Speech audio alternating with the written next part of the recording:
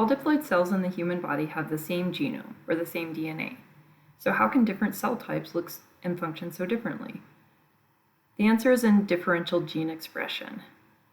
Gene expression is the amount of a gene product, DNA or RNA, that is made from a gene, and in different cell types, different amounts of different gene products are made. How are genes differentially regulated? Let's start by looking at the basic anatomy of a gene and how some of these gene features are important for gene regulation.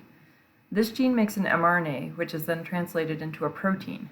Proteins are some of the most common gene products.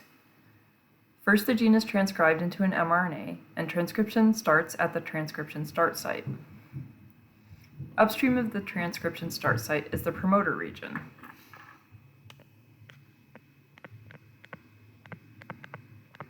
And this is where the TATA box is found. And then transcription stops at the transcription termination site.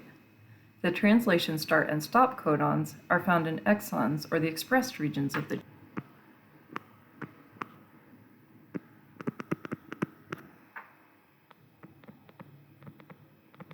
ATG and TAA are translation start and translation stop codons. The region of the gene between the transcription start site and the translation start codon is called the 5' untranslated region, or the 5' UTR, untranslated region. The region between the translation stop codon and the transcription termination site, or the poly A tail, is the 3' UTR. These UTRs, the 5' UTR and the 3' UTR, are both important for mRNA stability, transport of the mRNA from the nucleus, and translation efficiency. Now we'll look closer at the mRNA transcribed from the transcription start site through the transcription termination site. Remember that the mRNA does not contain a promoter region because that region is found upstream or before the transcription start site. At the 5' end of the mRNA, a 5' cap is added.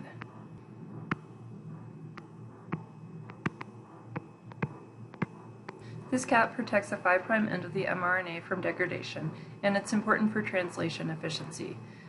The cap is a modified guanine base that is added by capping proteins. It's not coded for by the gene. The introns are spliced out of the mRNA, so only the exons remain. These exons contain the translation start and stop sites.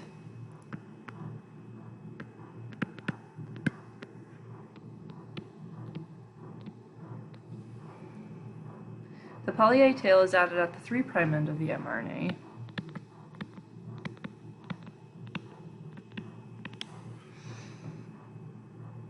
This poly A tail is added by proteins at the cleavage and polyadenylation site, which is found in the last exon. The poly A tail, like the 5' cap, is important for mRNA stability and translation efficiency. The mRNA also includes 5' UTR and a 3' UTR,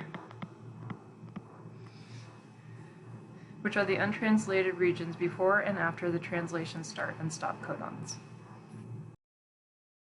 One of the important ways that gene expression is regulated is through transcription regulation, and there are many proteins that are involved in transcription regulation that are generally called transcription factors. Genes can be regulated both positively and negatively by transcription factors. The DNA contains enhancer sequences, and these enhancer sequences bind to activator proteins, and together they work to increase transcription. The DNA also can contain a silencer regions, and the silencer region binds to a repressor protein, and together they work to decrease the amount of transcription. These enhancer and silencer regions can be found anywhere in the gene sequence, sometimes even hundreds of base pairs upstream of the promoter. For this particular gene, the promoter is found here, and you can see that these silencer and enhancer regions are far upstream from that promoter region, but that the DNA is able to bend so that it brings the silencer and enhancer regions close to the promoter.